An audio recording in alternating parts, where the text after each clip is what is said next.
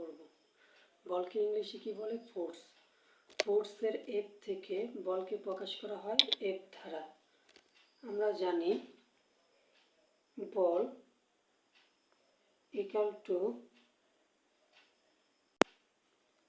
ভর ইনটু ত্বরণ। আগের ক্লাসে আমরা পড়ছি কি ভরের মাত্রা হচ্ছে এম এবং ত্বরণের মাত্রা হচ্ছে এল টি পাওয়ার 2। তাহলে বলের মাত্রা হলো কি এম এল টি পাওয়ার -2। মাত্রাকে থার্ড বেগ দ্বারা প্রকাশ করা হয়। বলের একক হলো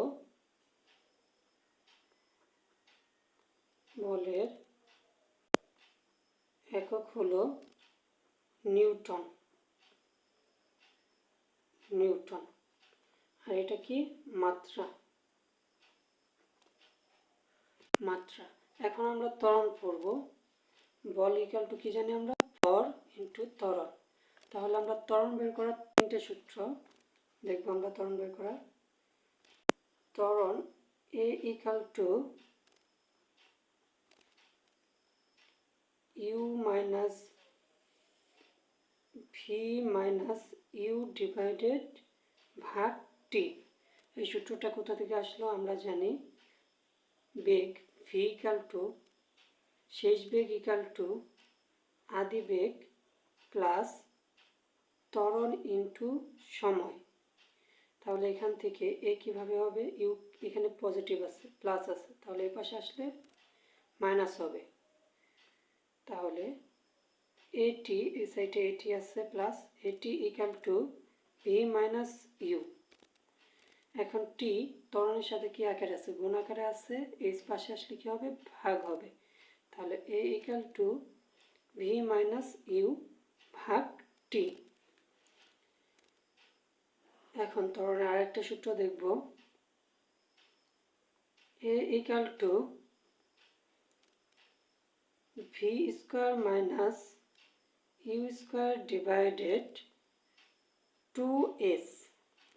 এই সূত্রটা কোথা থেকে আসছে? আমরা বেগের আরেকটা সূত্র জানি v square equal to u square plus 2as। U square এই পাশে কি আছে? পজিটিভ আছে, তাহলে এই পাশে আসলে কি হবে? নেগেটিভ।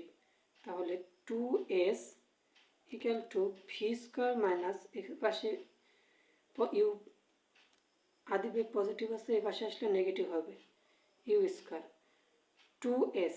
ত্বরণের সাথে কি আছে? গুণ আকারে আসছে, এই পাশে আসলে ভাগ হবে।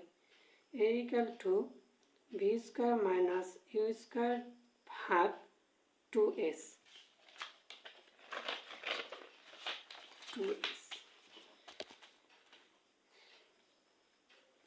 এখন ত্বরণের আরেকটা সূত্র দেখব।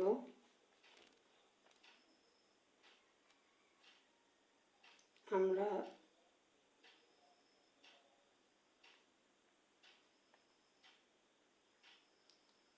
জানি সরণ s equal to u t plus half a t square.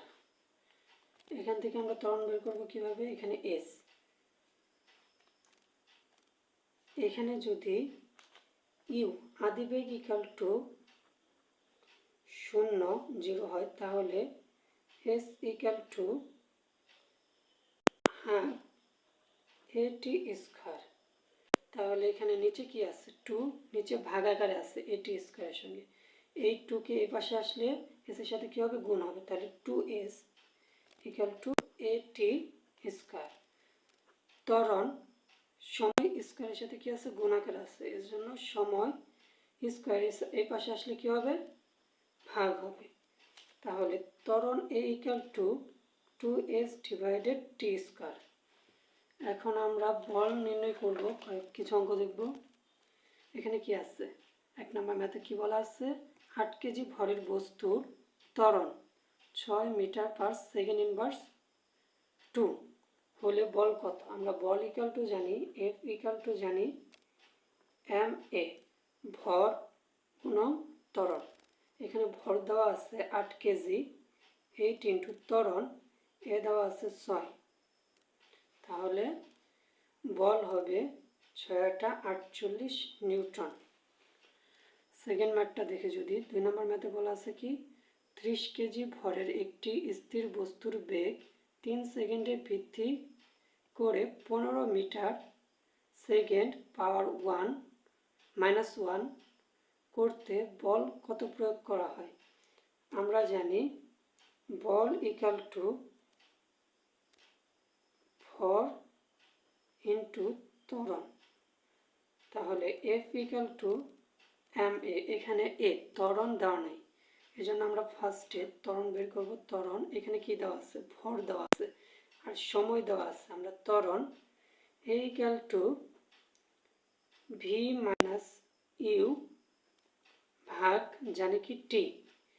এখানে আদিবেগ বলা আছে কি স্থির বস্তু, স্থির বস্তুর আদিবেগ কত, 0, তাহলে ভি দেওয়া আছে, শেষ বেগ দেওয়া আছে 15